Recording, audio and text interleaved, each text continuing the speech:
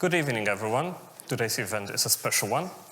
My name is Raf. I am a member of Cambridge University Students Against Pseudoscience, and today we have a very special speaker. Our society is mostly focused on fighting pseudoscience and anything that tries to masquerade as real science. And our speaker today is at the front line of this battle. His biggest contributions are mostly communicating what is misinformation. He is mostly focused about climate science. He has a PhD in climate science from the University of Exeter, and he has several awards for his science communication. Please welcome on the stage Simon Clarke.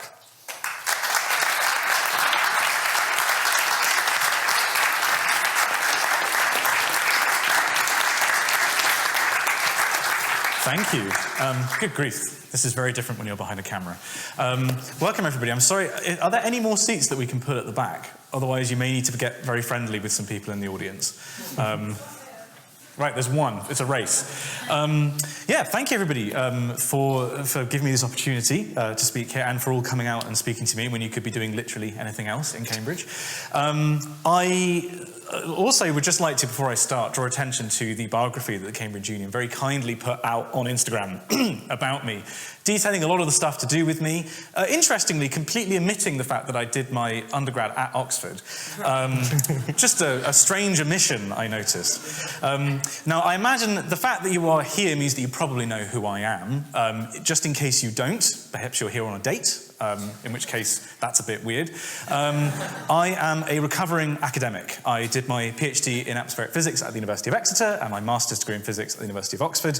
And since graduating, I have been a full-time science communicator. And by that, I mean I make primarily long-form YouTube videos. I also do short-form videos on YouTube, Instagram, and TikTok. I wrote a book. I do some live streaming. It's across multiple platforms. And as you've already heard, the thing that I'm passionate about is talking about the climate crisis, and specifically where the climate crisis intersects with other parts of our lives and what we can do to collectively shallow the curve of warming this century. And as a society, the various responses we have to that. And in this talk, I want to talk a bit about what it is like to be a science communicator online, what it is like to do climate specifically a little bit, and how we see pseudoscience and misinformation in the discussion of climate science, and then posit what I think responsible use of an individual creator platform looks like.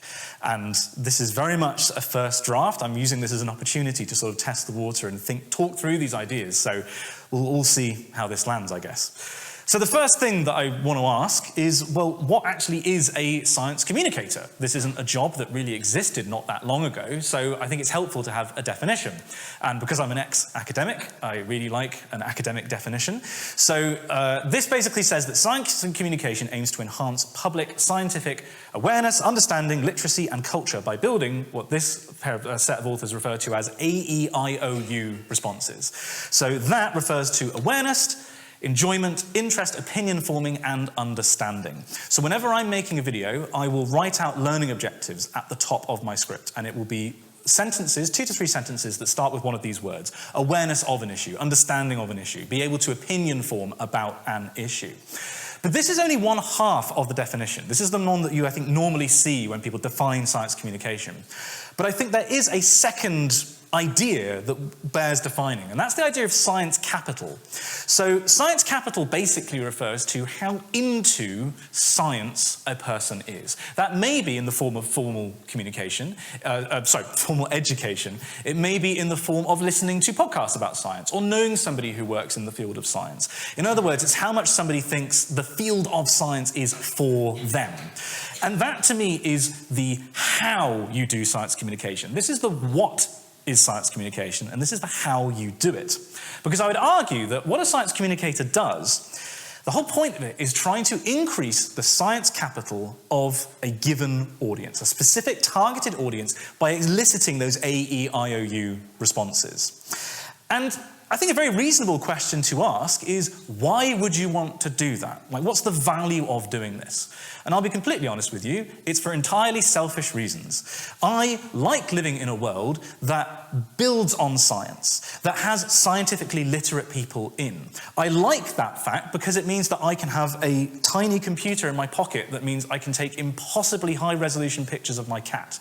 It means that I can live in a world with video games with realistic water graphics. And it means that I can live in a world that has a viable future in terms of biodiversity and humans alongside that biodiversity.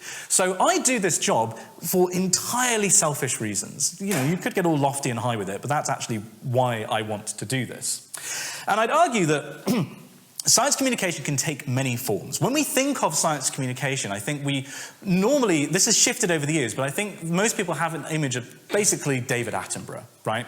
David Attenborough doing a TV series, or maybe Brian Cox talking about something amazing, or a book that you might read, like The Elegant Universe, or A Brief History of Time, or whatever it is. But that's only one version of science communication. I'd argue that if you sort of chart exposure to science communication on your horizontal axis and the science capital of that audience member, it looks something like this. I would have originally said that this graph was actually logarithmic. So to begin with, tiny amount of exposure to science communication elevates somebody's ability to engage with science massively. But since I now have a toddler, I'll tell you that this part of the graph is actually quite shallow. There's a lot of effort that has to happen in the first place, and because we're all here, we've all gone through it, and we're slightly invisible to that fact. But once you get past that hurdle, it's largely a logarithmic curve. A unit exposure to science communication, to begin with, has a large increase in the audience member's science capital. By which I mean, if somebody who starts out at low science capital, maybe they never finished school, or maybe they have an avowed interest in not listening to science, as a lot of people online now do, we'll come back to that, then just being exposed to a small amount of the scientific process, or results from a scientific mission, means that their capital increases significantly. The fact that you are here in this room, even if you are doing a humanities subject, means that you have high science capital, and exposure to a unit of science communication now results in a smaller increase in your capital.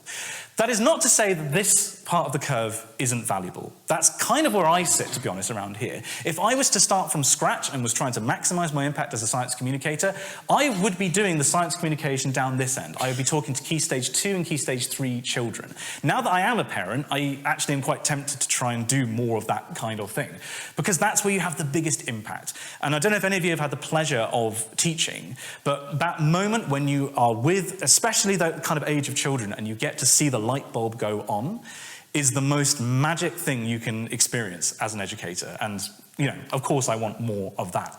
So, one of the questions that I was asked in the email asking me to speak here was, what's it like doing this job? What's it like being a YouTube science communicator? And do you remember in primary school when you would sit for ages looking at your Word document and you would decide what word art you were going to use as your title? Well, I realized that I'm an adult and no one can stop me from doing that. So for each one of these, we've got a different word art. The first one that I would use, the first word to describe this job, is it's a tremendous privilege. I'm only able to do this job because a lot of people online enjoy the stuff that I make and keep coming back, and in many cases directly support my work through platforms like Patreon. It is an immense privilege to be able to do this job. I'm always aware of that fact. Simultaneously, this job is maddening. It is maddening to try your best and turn up every day and try to make the best piece of science communication that you possibly can and see the same responses over and over again in the comments. Not normally from the same people, admittedly, but there is a constant flow of people being exposed to your content for the first time and bringing the same misconceptions and preconceptions that shows you still have a lot of work to do, and the field has a lot of work to do.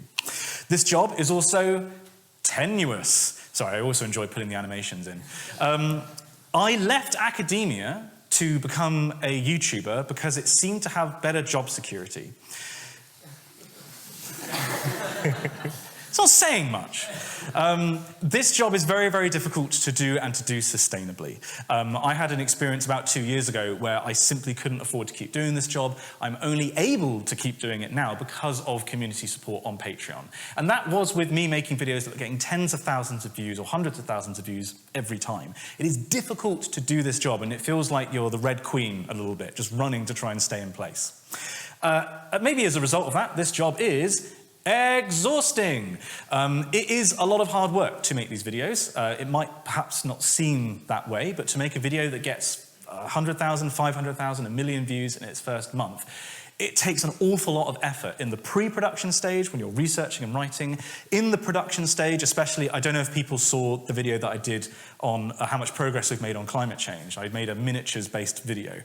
That was about 2 weeks of solid work, filming something that was about that big any given time. Fun fact with that video, actually, the clapperboard that you would normally use to keep track of which shot is which was too big, so I had to take small bits of post-it notes and write on them which shot was which, and then hold them with tweezers in front of the camera.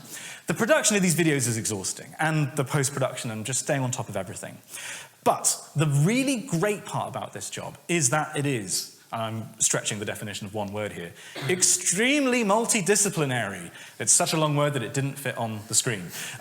In any given week, I get to do so many different things and flex so many different muscles. You have to do writing and researching. You have to take stuff from your background as a scientist and all the lessons that you've learned in marketing, basically. In my case, I get to do stuff like making little miniatures. I get to do things like planning different production shoots, managing people, replying to comments.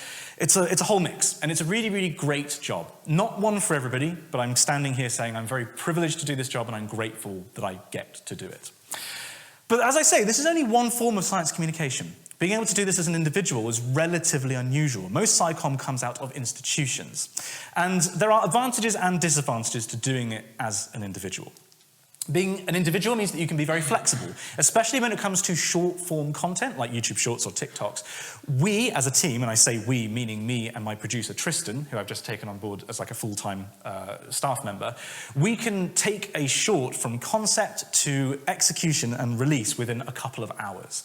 For mainstream media, there are checks and balances and people you have to get sign off on things. It's a ship that has a lot of heft to it, but it takes a long time to turn. We can be really nimble. We're the little dinghies in the, and also that's kind of comparable to size, I guess, in the harbour of science communication. It means that I can actually put personality into what I'm making, and that on the social internet is imperative. We can maybe talk a bit more about that later, actually. And I get to experiment and do weird stuff because I don't have higher-ups over me saying you have a quota to make, you have to make stuff within this certain brand identity, if you like, that someone at the BBC, for example, does have. However, I do struggle from a couple of things. I have little structural amplification, by which I mean not being in legacy traditional media, I don't get newspaper articles written about videos that I make in the way that, for example, David Attenborough's Oceans did. Not to draw a comparison between my videos and that amazing documentary, but there are power structures that exist to amplify traditional media outlets that at the moment don't exist for online video. To give a perhaps more apt comparison, hands up if you've seen Bill Wurtz's History of the Entire World, I guess. Okay, the rest of you have got something to watch, right? That's a video that I think has about 150 million views, and when I watched it, I nearly quit my job because it was the best video I'd ever seen in my life. And no mainstream attention whatsoever. And that was one of the big landmarks of like educational content on YouTube. I'm also limited by budget. It's very difficult to get money together to do this job, and on any given video, we don't have the heft of, for example, the BBC. And also, because I'm only one guy, now 2 people, there's a limit to how complex what we can make is. And the subjects that we are talking about are complicated and merit complex discussion, not least when it comes to misinformation and pseudoscience. So we actually heard one definition already of pseudoscience. I'd argue that it's a collection of thoughts or claims that people mistakenly believe are associated with or derived from the scientific method. And there's a distinction, I think, between pseudoscience and misinformation. I think misinformation is not clothed in exactly the same way that pseudoscience is. Misinformation is more often than not, I think, the misrepresentation of facts that have come from the scientific method, rather than results that have been entirely derived from unscientific means. In a climate context, I mean, the first thing that came into my mind was this tweet, which if people can't read was asking, I need a girl with a nose ring to tell me what planets are making me sad. I don't have a nose ring, but I'm pretty sure it's Earth. We don't tend to see this type of pseudoscience in climate typically. I think, generally speaking, within a climate science discussion, we are dealing much more currently with anti-science rhetoric, people attacking scientific credibility of individuals or institutions or specific results, and misrepresentation of good science for political ends. And there is definitely some sort of overlap between that and the concept of pseudoscience. I just did a video, people haven't seen it, on the misrepresentation, sorry, not the misrepresentation, outright lying of certain groups opposed to offshore wind off the eastern seaboard of the United States. That definitely fits into this category. I would argue that pseudoscience can be applied to some solutions that are being proposed to climate science. Carbon dioxide removal comes to mind, carbon offsetting, something that can have a merit of scientific basis, but is overhyped. It is being overrepresented and sold as a solution when it in fact isn't. You could maybe put nuclear fusion in this category, but that's a conversation for future decades.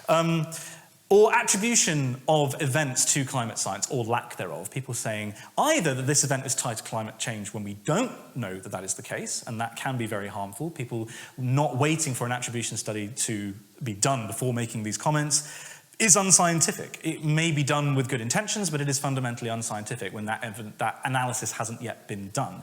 Or attributing something to something other than climate change when there is very clear evidence that it is tied to the climate crisis.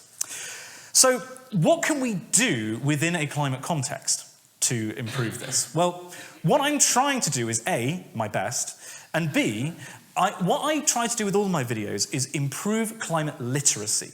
It's not enough for me just to give facts to people. I try to give people a study, a paper that has been done, and then the surrounding literature, where that sits in the broader understanding. And my hope is that by improving people's scientific and specifically their climate literacy and their ability to parse facts and their background knowledge, they are more easily able to spot misinformation and pseudoscience. And especially when it comes to pseudoscience, recognition of how the scientific process works. For example, the idea of attribution studies. That's something that when you hear a claim being made about something being caused by climate change or not, knowing whether that is true or not. What we're currently seeing with this hurricane that's just hit Jamaica is that we have already done the attribution on the sea surface temperatures that led to the extreme rapid intensification of that hurricane. And we know that they were made, I think the figure is 4,000% more likely by climate change. Explaining that, not just saying that it was caused by climate change, but actually saying we've done the rapid attribution study, this is how one of those things work. You run a model with climate change and without, and this is the difference between the two. That's how you improve people's literacy. And I've highlighted this in red. Apologies for people. I wasn't expecting so many people, I'll be honest with you. So some of this text is too small, sorry. But pre-bunking, specific examples of misinformation and misinformation.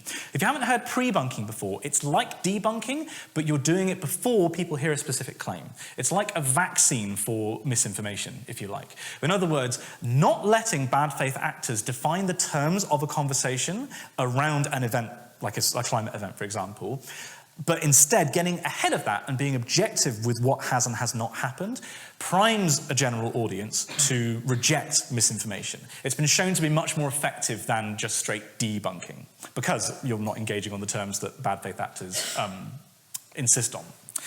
I would argue that one of the great threats to our scientific literacy, and this definitely applies to climate, is something that I teased in the title of this talk, which was AI slop. So I did a video about this relatively recently. I'd recommend that you check that out. The title of the video is actually, Should Lying About Climate Change Be Illegal? And we get into the AI angle of this a lot.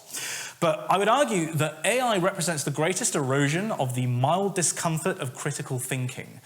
People will ask an AI a question and then unthinkingly accept its answer rather than digging any deeper. Or just ask the AI to sort of sycophantically back them up when it comes to their existing opinion. In fact, a research piece came out, it was either today or yesterday, that found AI overwhelmingly just backs people up. When they're asked an AI a question, it will say, oh yeah, here's how you are correct, rather than challenging them. Because that's a more pleasant user experience, right?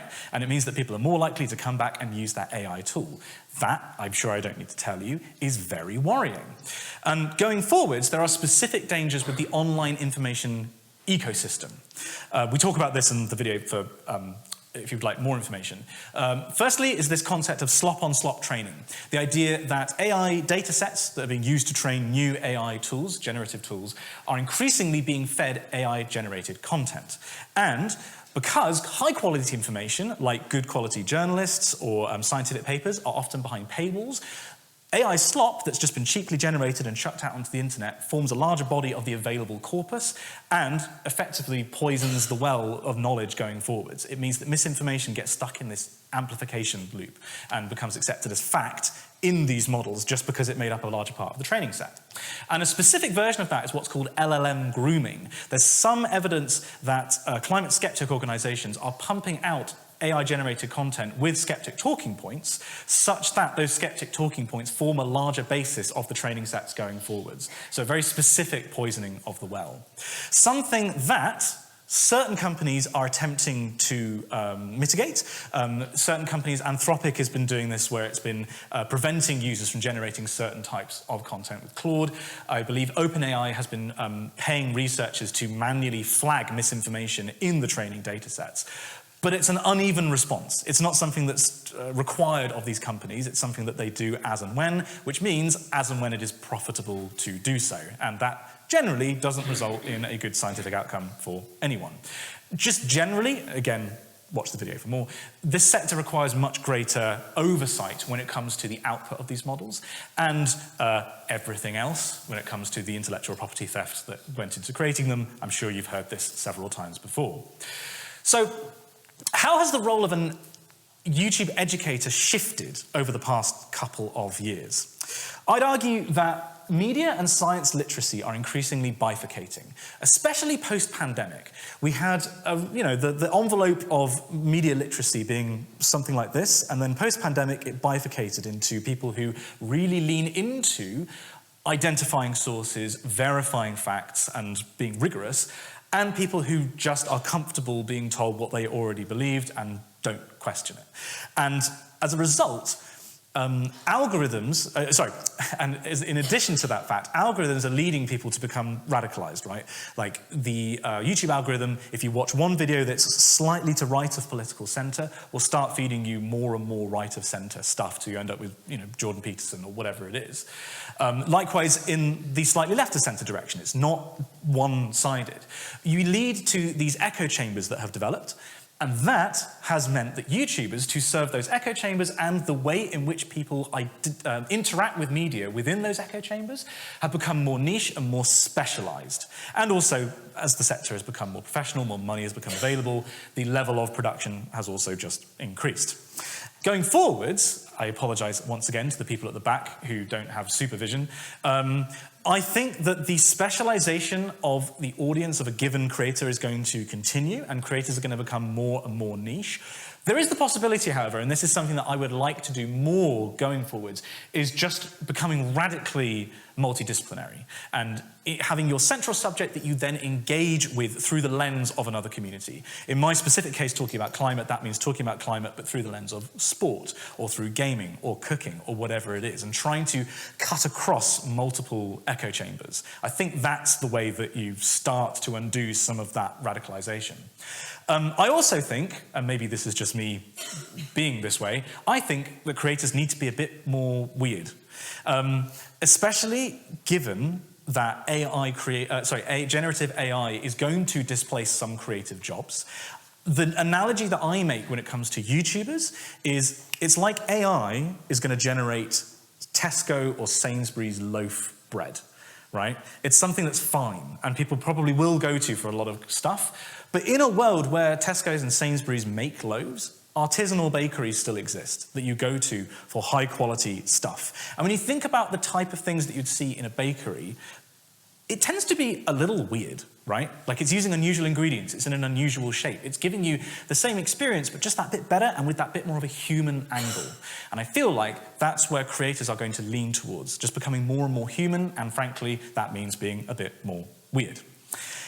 And before I move on to sort of what I would like to see influencers doing going forwards, I'd just like to draw attention to a structural problem when it comes to content, to do with YouTube Shorts, and short-form video in general. So long-form content, by which I mean horizontal YouTube videos, have a established set of monetization structures. You've got Patreon, you've got YouTube AdSense, you've got sponsorships. There are ways of making that content pay for itself. That facilitates a developed creator economy and higher quality output. That's essential if you're going to get high-quality science communication in this format.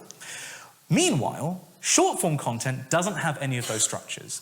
I can tell you from personal experience that you can make a YouTube short that gets 1 million views and you'll earn somewhere between 10 and 100 pounds.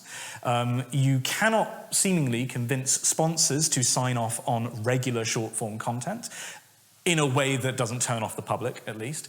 And for some reason, at least at the moment, audiences are unwilling to support short-form creators on Patreon or other sort of crowdfunding mechanisms. I think that is changing a bit. But the problem is that short form is currently the most effective way to reach a large audience across any field, not specifically science, across any field. And this means that it functions as a positive feedback mechanism. Those channels that already have a great deal of success can afford to pay somebody to make short form content, which then leads to more algorithmic success, more attention being put on their content. If you cannot afford to pay somebody to do that, there's a threshold that you cannot cross. It's like an activation energy that you don't have, and so you lack the benefits of that positive feedback mechanism. And I'd argue that this is a structural problem because it leads to an ossification of the content that is being put out there when it comes to science, and well, across all media, but what I specifically care about is science. And the way in which we talk about this stuff. You're kind of killing the grassroots aspect of online video. And I think when it comes to high quality science communication that can challenge misinformation, that is a problem. And I think going forwards, there's some structural things that we can do. Greater monetization schemes for short-form content, that's a possibility. But I honestly don't know. Perhaps this is something that we can talk about. Maybe there just needs to be a cultural shift with memberships and Patreon and things like that for short-form content. But when it comes to combating pseudoscience and misinformation in general, what do I think we need to do? I'd argue that there are two approaches, or sort of two angles to this. Firstly, you've got the structural angle, and this is where the majority of change needs to happen. Firstly, platforms have responsibilities around the spread of harmful content. Specifically here I'm thinking about the EU Digital Services Act that basically says that these platforms have a responsibility to allow users to report content that is harmful. It doesn't say misinformation specifically, but it can definitely be classed as that. And if these platforms, meaning Facebook, X, YouTube, that there's a certain threshold you have to be before this law applies. If this legislation isn't complied with, they can be fined, I think it's up to 6% of their global revenue. It's a huge fine that can be levied, but it has to be enforced. Structurally, that's, I think, the fundamental thing, is you need to get these platforms on board with taking misinformation seriously. Secondly, bad faith actors need to face consequences. We recently saw on YouTube that a bunch of people who were banned over their role in the Capitol riots, the January 6th riots, had their accounts restored on YouTube. And there were seemingly no negative consequences for these people. I'm sure that has nothing to do with the changeover in the White House. These bad faith actors, people who have spread misinformation and harmful content on these platforms, need to be held to account, and they need to suffer negative consequences, like revoking their access to large platforms. And I'd argue that monetization needs to be contingent on responsible behavior, meaning that if you are spreading misinformation about climate change, if you're spreading pseudoscientific theories, you should lose access to Google AdSense. There should be very clear terms and conditions, which there are, but again, they need to be enforced. This is the problem with climate change in general, right? Like if you chop out the funding for the fossil fuel industry, the problem kind of collapses. This also needs to apply for misinformation online. If you chop out the funding mechanism for those bad faith actors, the problem suddenly becomes a lot smaller.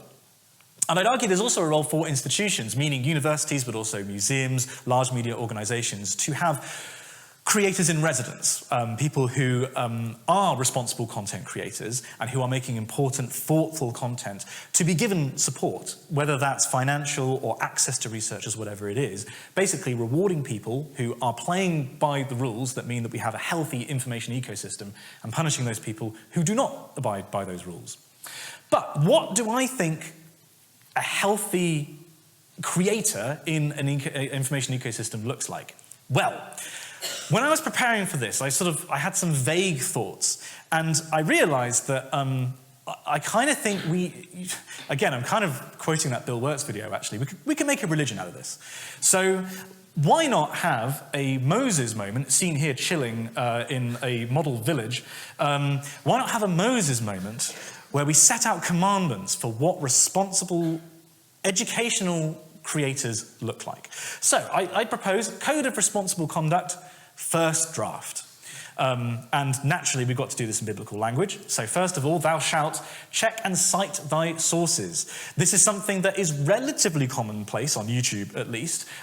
Wasn't always the case, but actually just citing where you're getting your information from so that people, like in a scientific paper, can look through the same resources that you have had access to and draw the same conclusions, but also check thy sources and see what the quality of information is, where they have sourced their information, and are there any conflicts of interest within those sources. Hopefully not controversial so far, right?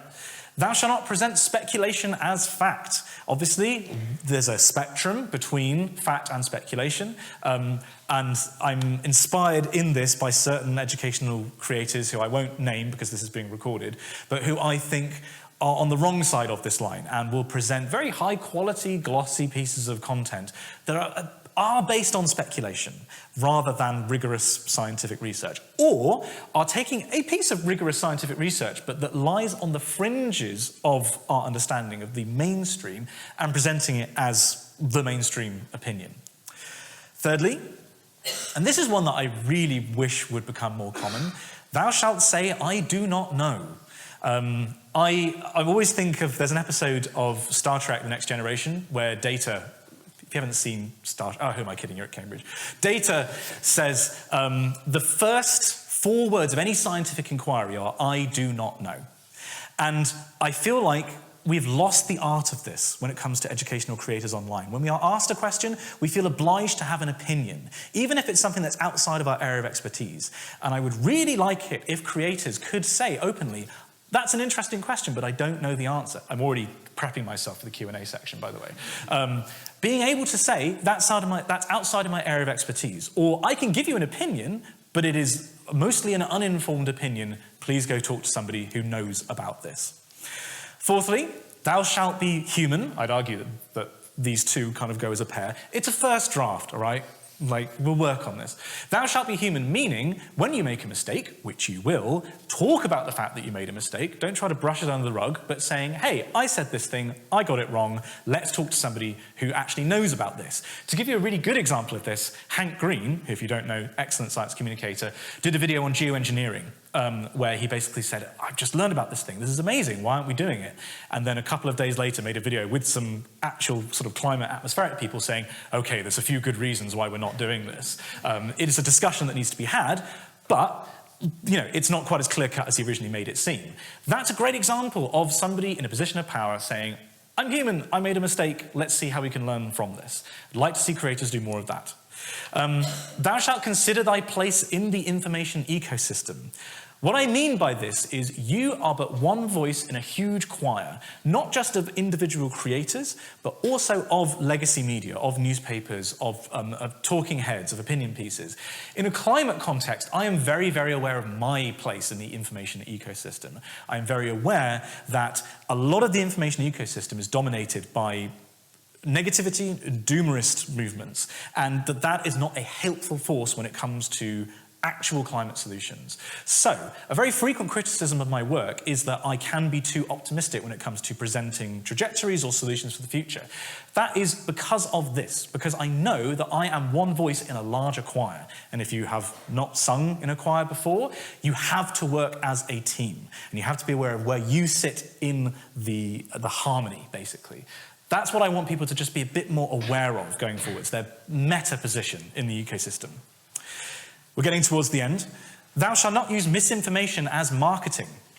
I have a policy when it comes to my titles and thumbnails that in isolation, if somebody sees the title and the thumbnail, they will not go away with a piece of misinformation.